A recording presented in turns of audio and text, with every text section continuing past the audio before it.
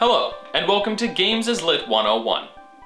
It's pretty rare that any work of art can not only present a strong story with a strong central theme, but can actually do so with such grace and effectiveness that every single element of the work contributes to its artistic depth.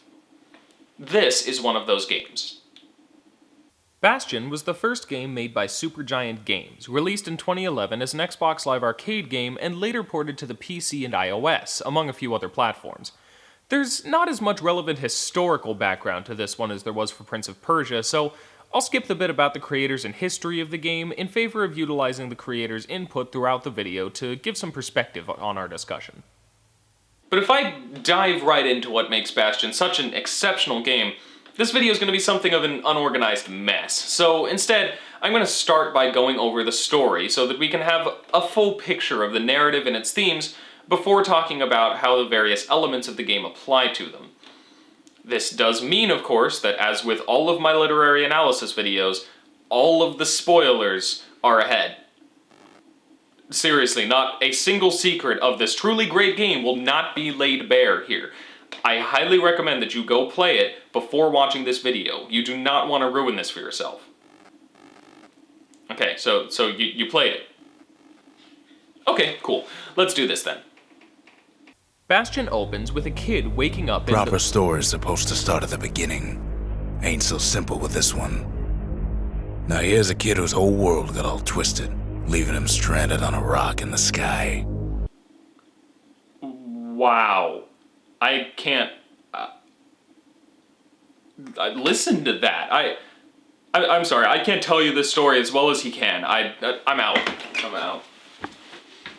In all seriousness, though, that incredibly sexy voice narrates the entire game, which stands out as one of this game's distinct and unique qualities. Sometimes you just need a drink.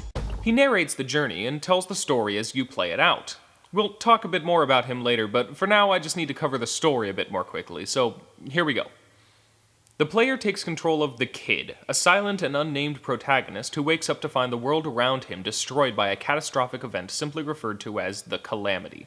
He makes his way to the Bastion, a safe haven of sorts that all residents of his country, Caelondia, were told to evacuate to in emergencies. When he gets there, he finds only an old man named Rux, who explains that the Bastion, which he helped build, is capable of rebuilding land masses and structures, and could go a long way toward rebuilding Caelondia. However, the crystalline cores that powered Caelondia and the Bastion were destroyed in the Calamity. Their shards can be tracked, however, and Rux entrusts the job of retrieving them to the kid. It's a pretty typical setup for a game like this, even resorting to a basic collection structure as the main thrust of the narrative. But after the kid collects a few cores, things get a little more interesting. The kid comes across a young man named Zulf, who had survived the Calamity and came out of it rather shell-shocked. Zulf is an ambassador from Ura, a neighboring country that had once been at war with Caelondia and also seems to have been destroyed by the Calamity. The kid brings Zulf back to the Bastion, where Rux takes care of him while the kid sets out to continue collecting the cores. As the kid travels further, he comes across a young woman named Zia, also of the Ura. She holds her father's journal, written in the language of the Ura, but Zia was raised in Caelondia and doesn't know the language. When the kid returns with Zia, everyone's happy to find another survivor, and Zulf is happy to find someone else of his heritage. The kid heads out to get the final core. However, when he returns, the Bastion is in ruins and Zulf is gone. Being the only person who could read Zia's father's journal, he did, and discovered something he perhaps shouldn't have found out. The Calamity was Caelondia's doing. Zia's father, along with Rux and other Caelondian scientists, built a weapon meant to completely destroy Ura in the interest of preventing another war. However, Zia's father disliked the idea that he would someday be forced to destroy his own people by order of Caelondia, so he sabotaged the weapon so it would take Caelondia with it, and when Caelondia made him use it, the Calamity was the result.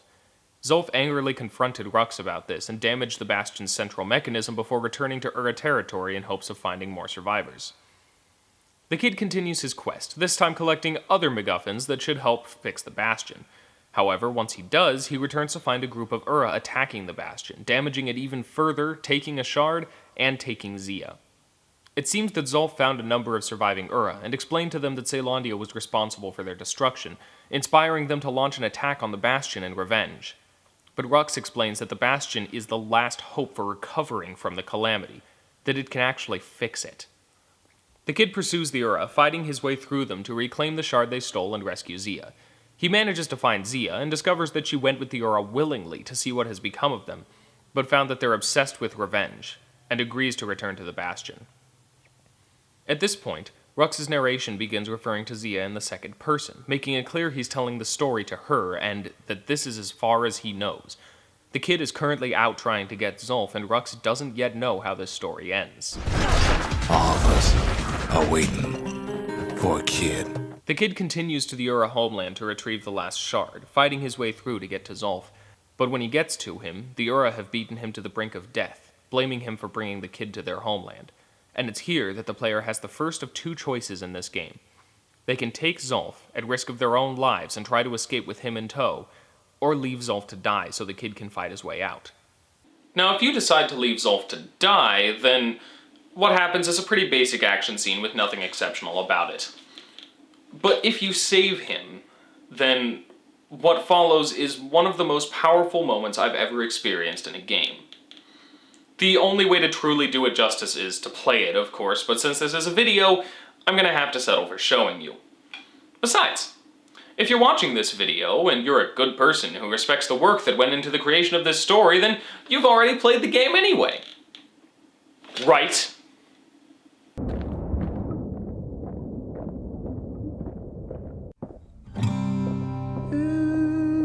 You ain't still thinking about that whole leaving the city thing, are you?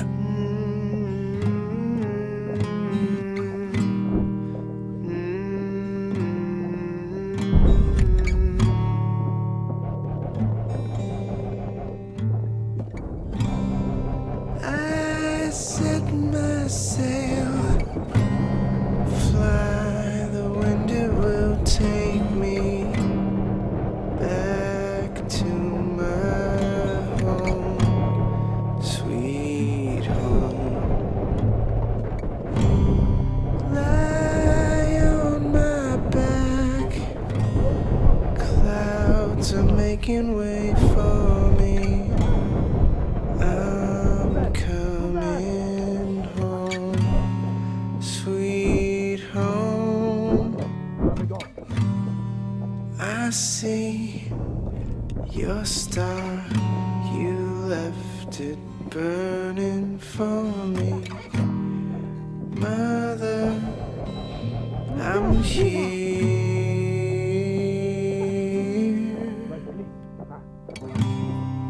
Eyes open wide.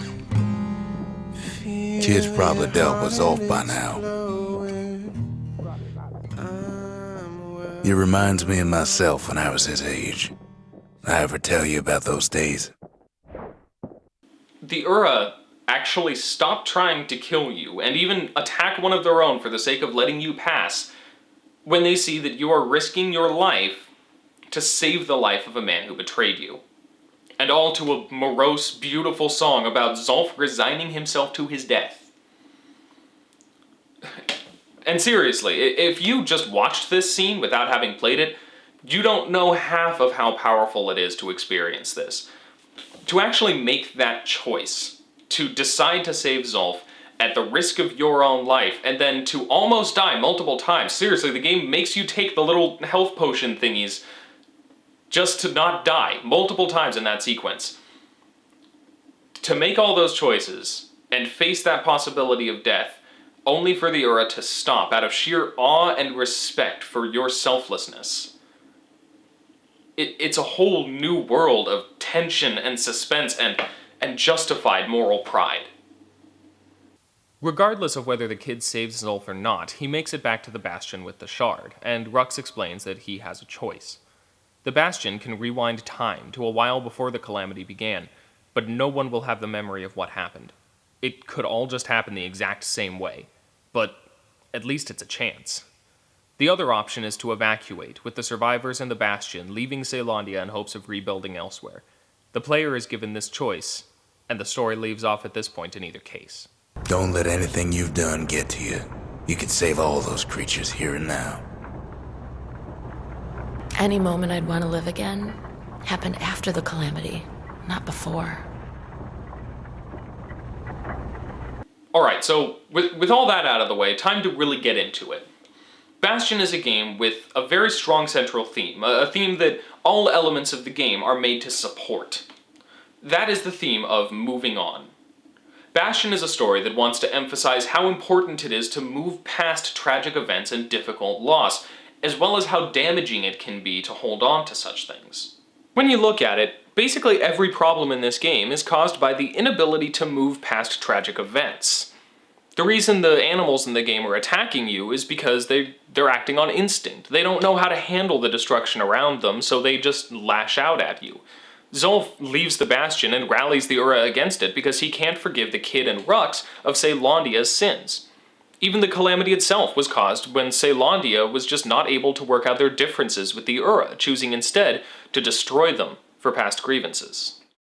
Both instances of major narrative interactivity in the game, those being the choice regarding Zulf and the choice regarding the Bastion, also go with this theme. The choice about Zulf is essentially a question of forgiveness. The game is asking you whether you're capable of forgiving a friend even after he betrayed you. And regarding the Bastion, in what I think is quite possibly the coolest little narrative touch in this game, playing the game again will confirm that the story is actually cyclical. The option to reset time to before the Calamity began, it's stated already that there's a chance it could just happen the same way anyway, and if you start a new game plus and try and play the game a second time, the narrator will actually stumble over his words a couple times and make some comments about how he feels like he has deja vu, like he's said this stuff before.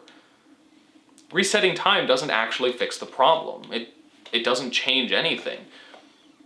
Bastion wants to emphasize that you cannot go back and change the past. You can't undo what's already been done.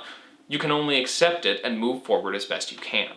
But the cool thing about Bastion, the thing that makes me talk so much about how unified it is thematically, every element in this game exists to support and enhance that theme of moving on.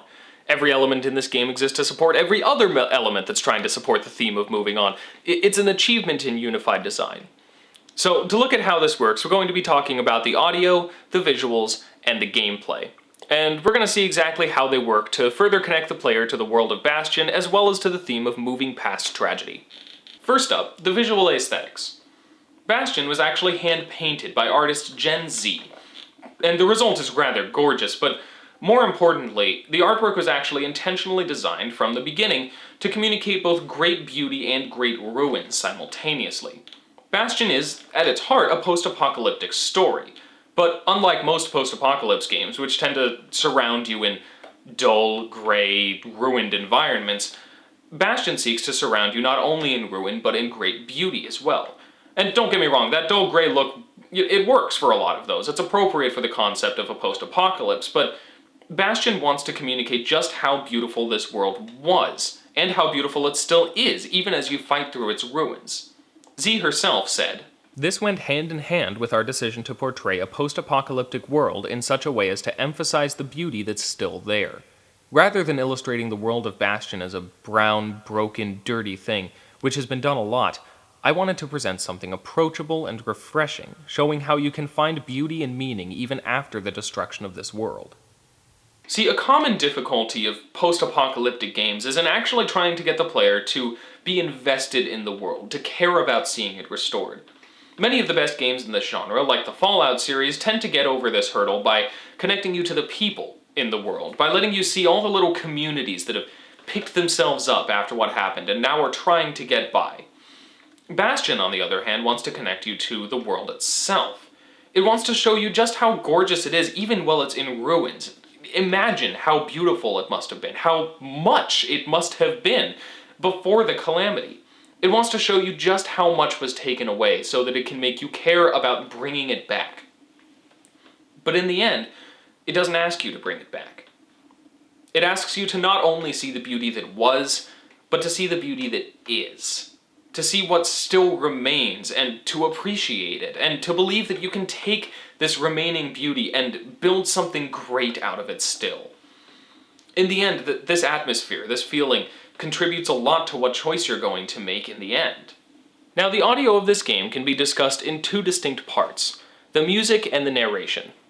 The narration, doesn't have much to do with the overall theme, except for, of course, being the major vehicle by which the story is presented. And I suppose that you can also find some meaning in the way that the story stays in the past all the way up to the end, when you all need to look to the present in order to decide the future. But mainly, I want to talk about the narration because I've talked about minor narrative interactivity in the past on this show, and this is a great example of it. Rux's narration is a constant throughout the game, and it actually changes a bit depending on what you do. If you smash a bunch of stuff up after getting the sail hammer, he'll say, Kid just rages for a while. He'll even mention something about your old standby weapons if you switch back to your two most commonly used weapons after getting a new one.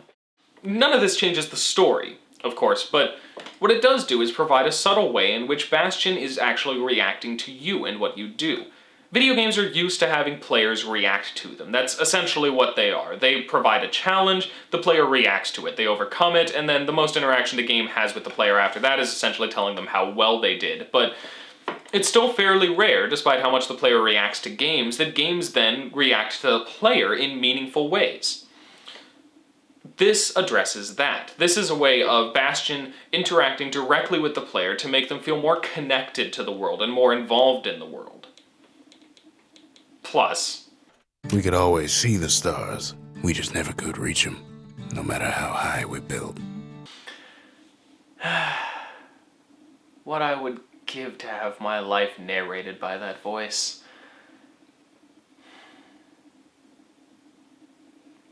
Sorry, what was I talking about? Right, the music.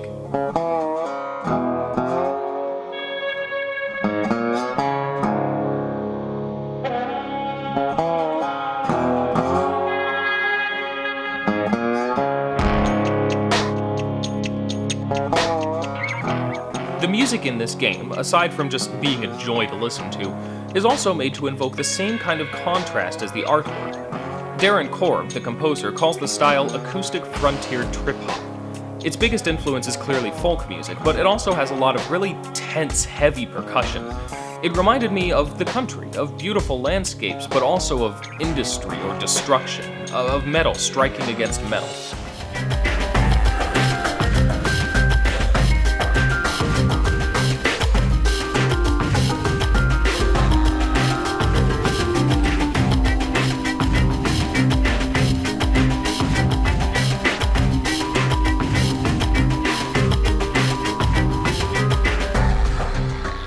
Korb has said that he wanted a sound that was frontiersy, gritty, and exotic all at the same time, and also that he wanted to make it old and modern at the same time. There's a contrast here, clearly, and the story contextualizes it as a contrast between an old, peaceful feeling and a more modern, gritty one.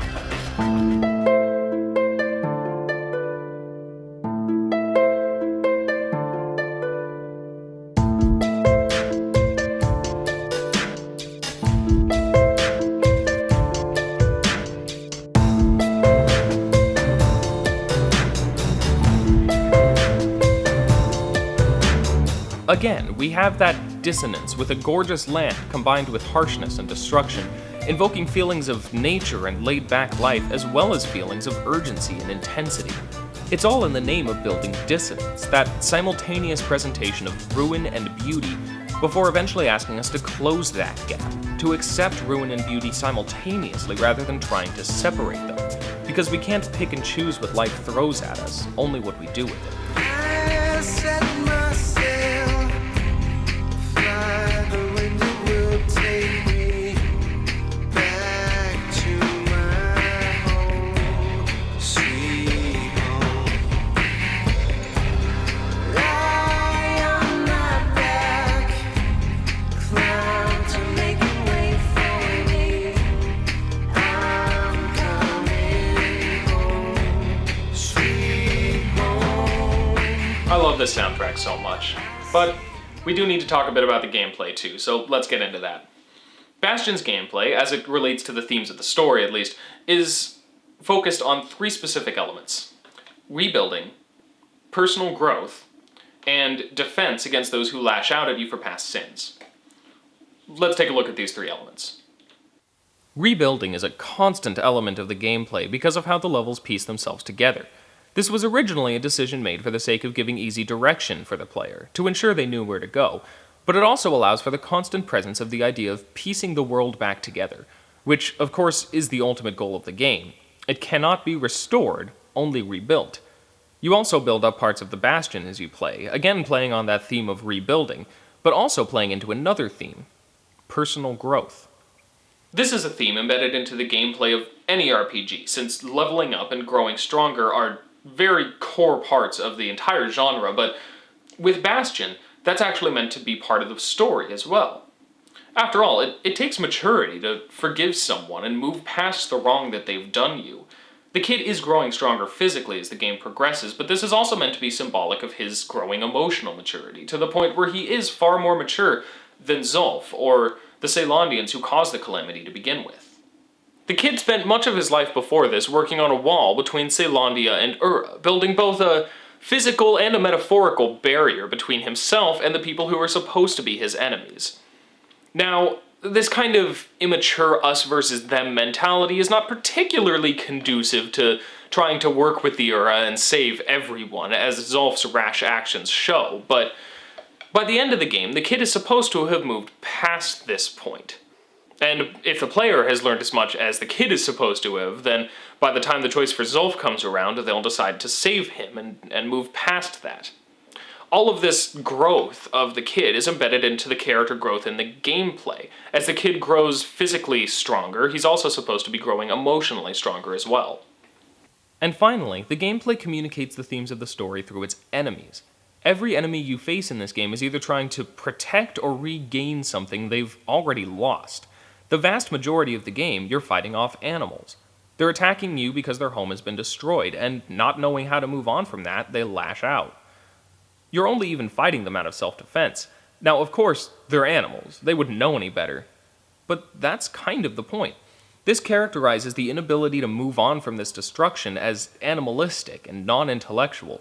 It indicts such behavior as unfitting for rational human beings by showing it as an instinctual, animalistic response, something we humans should have evolved past by now. Then, when the game does eventually put human enemies in your path, you're not only still fighting in self-defense, but their motivations are the same. Zulf's inability to accept the tragedy and forgive Rux and the kid of their society's sins resulted in these Ura soldiers moving aggressively against the Bastion out of hatred and anger. Again, we have that same dynamic at play here, where all the violence in this game is caused by an inability to accept what happened, leave it in the past, and try to rebuild. The enemies in Bastion are focused on immature destruction in response to tragedy, rather than rebuilding. There are a few other neat little touches to the gameplay that add to the world and story of Bastion, like how every weapon you pick up has some sort of history with the world, as explained by Rux, or how in a world where everyone saw everything and everyone they love just destroyed in an instant, one of the major ways that you power up your character is by equipping certain alcoholic drinks. As if alcohol is just a common coping mechanism in this ruined world and part of what gets you through. And for that matter, that freaking scene with Zulf. So amazing. In the end, what we get with Bastion is a strong story with equally strong themes of loss, forgiveness, and moving on from tragedy and being better for it. But in addition to this strength, we also get a game that's completely unified. Supergiant Games knew exactly what it wanted to accomplish with Bastion, and it designed every element of the game in such a way that they all come together in harmony and beauty to create a single cohesive experience with an artistic flow that we all too rarely see. Ultimately, what we can learn about game design from Bastion is that art, story, gameplay, music, none of these elements are separate from each other. The whole concept of any multimedia art form is the combination of multiple different art forms into something where they all contextualize each other. They come together to create something greater than the sum of its parts. Video games are at their best when all of these elements are not just separate, don't just work on their own, but actually blend together harmoniously.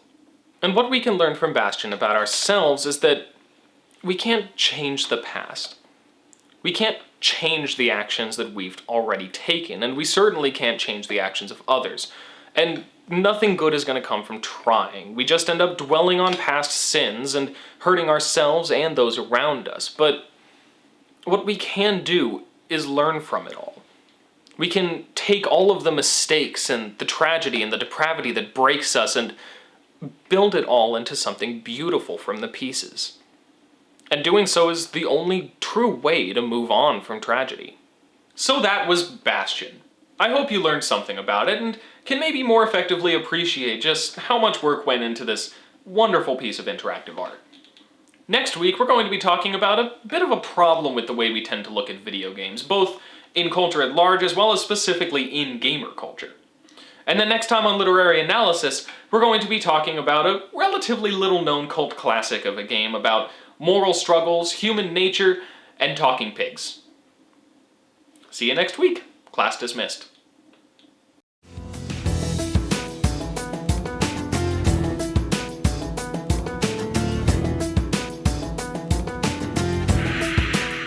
Take a deep breath, open your eyes. Sweet slumber's over, it's time to rise.